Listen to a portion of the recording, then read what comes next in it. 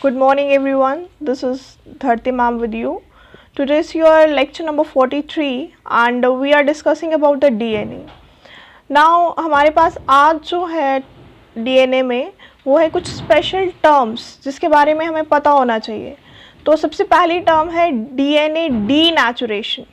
DNA denaturation एक ऐसा process है जिसमें सेपरेशन होती है डबल स्ट्रैंड्स की इनटू सिंगल स्ट्रैंड्स. मतलब जो आप DNA का स्ट्रक्चर देखते हो डबल हेलिकल स्ट्रक्चर होता है वो सिंगल हो जाता है. ठीक है, अलग अलग स्ट्रैंड्स हो जाते हैं और इनके जो हाइड्रोजन बॉन्ड्स हैं वो भी ब्रेक हो जाते हैं. देखिए फर्स्ट स्लाइड में ही आपको शो है, यहाँ पे पहला DNA हेलिक्स दिया हुआ है और जैसे ही उसमें डीनेचुरेशन होती है तो वो स्ट्रैंड्स अलग हो जाते हैं. This is called as a denaturation. Clear? Now see the second slide. Second slide में आपको दिया है रीनेचुरेशन.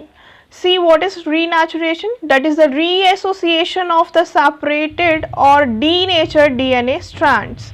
मतलब दोबारा से जो आपके स्ट्रैंड्स अलग हुए थे DNA के डीनेचुरेशन से, वो दोबारा से अगर जुड़ते हैं और हेलिकल स्ट्रक्चर बनाते हैं, that is called as a renaturation.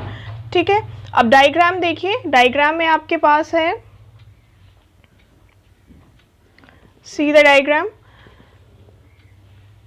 इसमें आपके पास सबसे पहले सिंपल DNA स्ट्रक्चर दिया है जिसमें लिखा है नेटिव स्टेट एंड देन उसके बाद डीनेचुरेशन का प्रोसेस अकर हो रहा है और स्ट्रैंड्स अलग हो रहे हैं. ठीक है, बिल्कुल स्ट्रैंड्स अलग हो गए हैं. कोडिंग उनकी सामने शो की हुई है और आपको शो किया है 5' to 3' एंड 3' to 5'. कलर भी आपको यहाँ पे दिया है कि दोनों स्ट्रैंड्स क्या हैं, अलग हैं. किसमें? डीनेचुरेशन में. देन उसमें दोबारा से रीनेचुरेशन हो रही है तो वही स्ट्रैंड्स जो हैं वो हेलिकल स्ट्रक्चर में आ गए हैं और उसी तरह से अरेंज हो गए हैं जिस तरह से पहले थे. तो अगर अलग होता है तो that is called as a denaturation of DNA.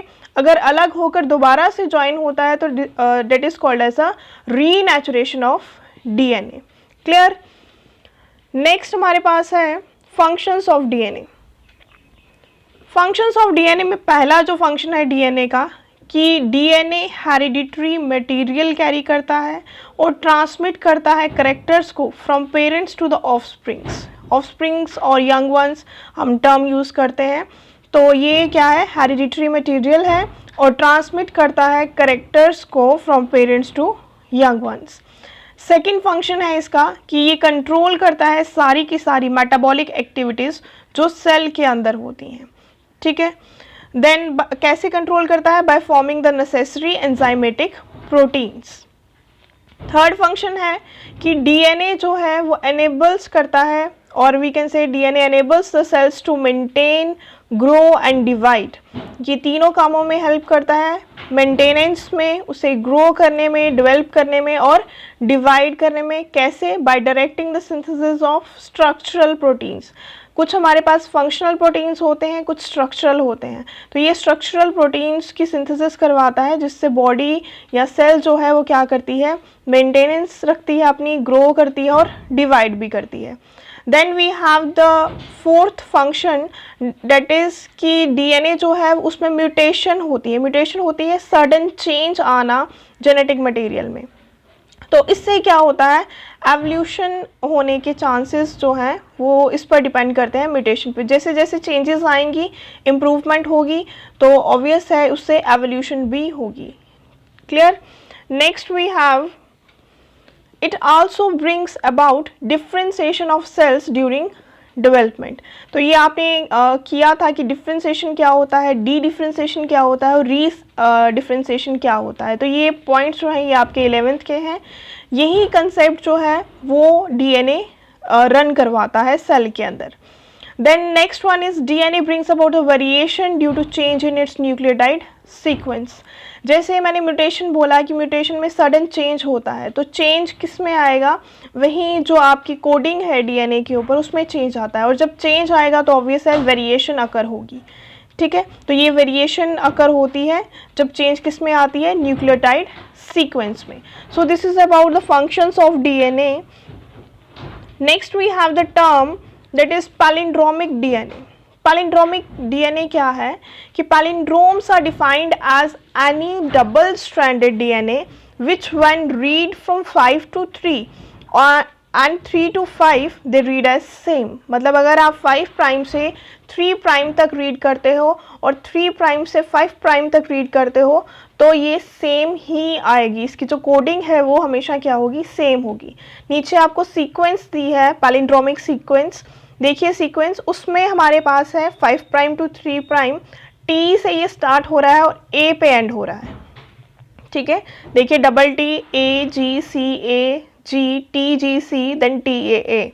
आप इसे मैच करके देखिए, 3 प्राइम से दोबारा से स्टार्ट करिए तो सेम कोडिंग होगी, that is triple A, sorry double A, then we have the T C G, T G C, A C G, A double T. तो स्टार्टिंग में 5 प्राइम में डबल टी था और जो दूसरी सीक्वेंस है, सेकेंड सीक्वेंस है, उसमें 5 प्राइम पे डबल टी है, ठीक है। तो ये बिल्कुल सिमिलर है, बस ये है कि प्राइम्स जो हैं वो अल्टरनेट या ऑपोजिट होते हैं, तो जिसकी वजह से ये ऑपोजिट पोजीशंस पे आ जाते हैं।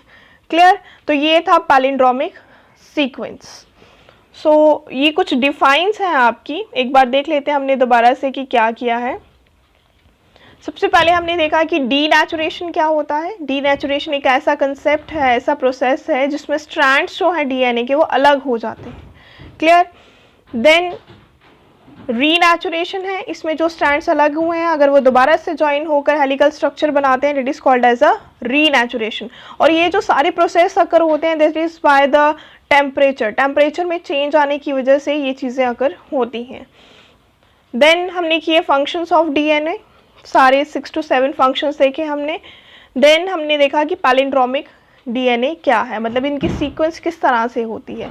अगर 5 prime to 3 prime and 3 prime to 5 prime same reading आती है तो वो किस तरह की सीक्वेंस है, पैलिंड्रोमिक सीक्वेंस। क्लियर?